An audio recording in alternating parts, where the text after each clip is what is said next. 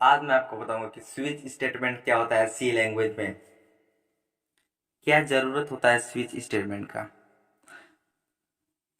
जब हम कुछ ऐसे प्रोग्राम बनाते हैं जहां पर यूजर के चॉइसेस के आधार पर हमें कोड को रन कराना होता है, तो वहां पर हम स्विच स्टेटमेंट का यूज करते हैं। तो सबसे पहले मैं आपको स्विच स्टेटमेंट का सिंटेक्स में आपको बता देता हूँ। ठीक है, मैं शुरू कर लेता हूँ इसे। सबसे पहले हम लिखेंगे स्विच। ठीक है, स्विच का मतलब होता है बदलना। ठीक है, उसको से ब्रैकेट लगाएंगे और ब्रैकेट के अंदर वेरिएबल का नाम लिखेंगे जिसे आप बदलना चाहते हैं, स्विच करना चाहते हैं। ठीक है, तो वेरिएबल यहाँ पे लिखेंगे। यहाँ पे सिर्फ एक ही वेरिएबल आप लिख सकते हैं, यह ध्यान रखिएगा। इसको से एंटर करेंगे और करली ब्रेसेस लगा देंगे। उसके बाद से यहाँ पे हम लिखेंगे केस को। ठीक है, यदि वेरिएबल की वैल्यू किस केस से मैच खा रही है। ठीक है, तो हम लिखेंगे केस, पहले लिख दे रहा हूँ केस 1। यहाँ पे 1 की जगह पर आप कुछ भी लिख सकते हैं, कोई भी अंक लिख सकते हैं। ठीक है, उसके बाद से केस 1 लिखने के बाद से आप कॉलन लगाएंगे, अब एंटर करेंगे और यहाँ पे आप कोड लिखेंगे। ठीक है, यदि वेरिएबल की वैल्यू 1 होगी तो ये वाला कोड रन होगा। ठीक है, यदि नहीं होगी तो यहाँ पे हम लिख देंगे, पहले हम लिख देंगे यहाँ पे ब्रेक। ठीक है, ठीक है, यदि नहीं होगा तो ब्रेक हो जाएगा। और फिर यहाँ पे हम केस, दूसरा केस लिख देंगे, केस 2 लिख दिए। ठीक है, और कॉलन लगा देंगे, यहाँ पे कोड लिख देंगे। ठीक है, यदि वेरिएबल की वैल्यू 2 होगा तो ये वाला कोड रन होगा, नहीं होगा तो ब्रेक होगा ये। ठीक है, यहाँ पे आप केस 3 लिख सकते हैं, केस 3 लिख दीजिए। ठीक है, कॉलन कर दीजिए। अब यहाँ पे ये वाला कोड रन होगा, तो अगर वेरिएबल की वैल्यू 3 होगी तो ना ब्रेक लिख दीजिए। ठीक है, यदि तीनों नहीं हुआ तो डिफॉल्ट रूप से भी आप चेक कर सकते हैं। ठीक है, डिफॉल्ट लिखेंगे,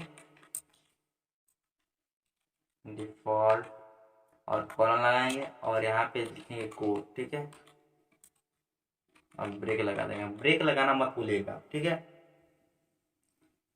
ब्रेक अगर भूल जाएंगे तो हो सकता है आपके प्रोग्राम में एरर आ जाए, आ भी सकता है, आता भी है। ठीक है, तो डिफॉल्ट कैसे काम करेगा, यदि ये चेक करेगा, स्विच करेगा कि वेरिएबल की वैल्यू पहले देखेगा कि 1 है कि नहीं है। अगर नहीं होगा तो यहाँ पे चेक होगा केस 2 में, और यदि वेरिएबल का वैल्यू 2 होगा तो ये वाला कोड रन करेगा। ठीक है, यदि नहीं होगा तो केस 3 में आएगा, और केस केस इस केस की वैल्यू अगर 3 होगा, मतलब इस वेरिएबल की वैल्यू अगर 3 होगा तो ये वाला कोड रन होगा।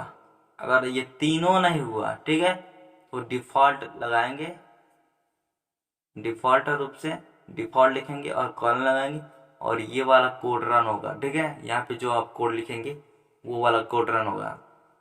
उसके बाद से आप ब्रेक लगा दिए और सिमकॉन लगा दिया और यहाँ पे स्विच स्टेटमेंट को बंद कर दिए। इसका मैं आपको एक छोटा सा प्रोग्राम दिखाता हूँ। यह प्रोग्राम बताएगा कि 1 से लेके 5 तक एंटर, मतलब आप 1 से लेके 5 तक की कोई भी एक डिजिट एंटर करेंगे कीबोर्ड के माध्यम से, और ये प्रोग्राम बताएगा कि उस डिजिट का नंबर, मतलब मीनिंग क्या है। ठीक है, अंग्रेजी में मीनिंग क्या है।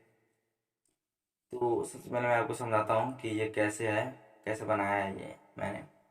सबसे पहले मैंने यहाँ पे stdio.h हेडर फाइल को इंक्लूड कराया। उसके बाद इंट मेन फंक्शन लिखा, उसके बाद से कर्ली ब्रेस मैंने लगाया। उसके बाद से मैंने एक नम नाम का इन टाइप का वेरिएबल बनाया है जिसको हम स्विच करेंगे। ठीक है, इस नम में क्या स्टोर होगा, इस नम में यूजर के द्वारा एंटर किया गया नंबर स्टोर होगा। तो सबसे पहले मैंने यहाँ पे एक मैसेज प्रिंट करवाने के लिए मैंने printf फंक्शन का यूज़ किया है, और इसमें लिखा है कि this program is tell 1 to 5 digit meaning by entered user, मतलब 1 से लेके 5 तक के डिजिट को का द मीनिंग बताया, मीनिंग प्रिंट का होगा, ठीक है। तो उसके बाद से मैंने यहाँ पे लिखा है प्रिंट या एंटर एनी नंबर। यह पढ़ करके यूजर एक नंबर एंटर करेगा। स्कैन या फंक्शन की वजह से उस नंबर को हमने नम नाम के वेरिएबल में यहाँ पे एम्परसेंड नम की वजह से मैंने यहाँ पे नम नाम के वेरिएबल में स्टोर करा लिया, ठीक है। उसकी वजह से मैंने यहाँ पे स्विच स्टेटमेंट लगाया। अब इसे आप समझिए, ठीक है। स्विच लिखा और यहाँ पे हमने वेरिएबल के जगह पर हमने वेरिएबल का नाम लिखा। वेरिएबल हमारा है नम, नम को मैंने स्विच कर दिया, ठीक है। अब यहाँ पे मैंने करली ब्रेसेस खोल दिया, ठीक है। उसके बाद मैंने केस 1 लिखा, ठीक है। यदि नम का वैल्यू 1 होगा तो ये वाला कोड रन होगा और प्रिंट होगा 1, ठीक है। अगर नहीं प्रिंट होगा 1, उसको से ब्रेक हो जाएगा, ठीक है। उसको से मैंने केस 2 लिखा है यहाँ पे और कॉलन लगाया, ठीक है। यदि नम का वैल्यू 2 होगा तो ये वाला कोड रन होगा और हमारे मॉनिटर पर प्रिंट हो जाएगा 2, ठीक है। उसको से ब्रेक हो जाएगा। ब्रेक मैंने लगा लिख दिया यहाँ पे, ठीक है। उसके बाद से केस 3 है, उसको लिखा है मैंने, उसको से कॉलन लगाया। तो यहाँ पे होगा कि यदि नम का वैल्यू 3 होगा तो ये वाला कोड रन होगा और प्रिंट हो जाएगा 3, ठीक है। उसको से मैंने ब्रेक लिखा, सेम कॉलन लगा दिया, ठीक है। अब उसके बाद से केस 4 है आपका। यदि वैल्यू नम का होगा 4 तो प्रिंट होगा 4 यहाँ पे, ठीक है। उसके बाद से ब्रेक हो जाएगा। यदि वैल्यू 5 होगा, ठीक है, नम का, तो यहाँ पे प्रिंट हो जाएगा 5, ठीक है। इसलिए मैंने केस 5 लिखा है यहाँ पे, केस 5 कॉलन प्रिंट या ब्रैकेट में डबल कोटेशन में 5 लिखा है, ठीक है। उसके बाद से ब्रेक हो जाएगा। अगर यूजर ने 1 से लेके 5 तक के अंकों के अलावा कोई और अंक एंटर कर दिया है तो डिफॉल्ट रूप से ये वाला कोड रन होगा। डिफॉल्ट मैंने लिखा है, उसके बाद से कॉलन, ठीक है। तो डिफॉल्ट रूप से ये वाला कोड रन होगा और लिखेगा कि प्लीज एंटर 1 to 5 नंबर, ठीक है। उसके बाद से ब्रेक होगा, मतलब ब्रेक का मतलब होता है रुकना, ठीक है। उसके बाद से ये वाला कोड रुक जाएगा, ठीक है। उसके बाद से यहाँ पे हम स्विच स्टेटमेंट को बंद कर देंगे और यहाँ पे हम मेन फंक्शन को बंद कर देंगे। तो इस प्रोग्राम को हम रन करते हैं। देखिए यहाँ पे जैसे मैंने लिखा था कि this program is tell 1 to 5 digit meaning by entered user, ठीक है, वैसे ही यहाँ पे प्रिंट हुआ, ठीक है। उसके बाद से मैंने लिखा था कि enter any number print function की मदद से, ठीक है। तो यहाँ पे प्रिंट हुआ एंटर एनी नंबर। उसके बाद से मैंने स्कैन एफ फंक्शन लगाया है। तो जैसे मैं यहाँ पे डालूंगा कोई नंबर, मान लीजिए यहाँ पे 2 मैंने लिखा, तो 2, अब जब से मैं एंटर करूंगा तो 2 जाके स्टोर हो जाएगा नम वाले वेरिएबल में। उसके बाद स्विच स्टेटमेंट चालू होगा और स्विच हो जाएगा नम, ठीक है।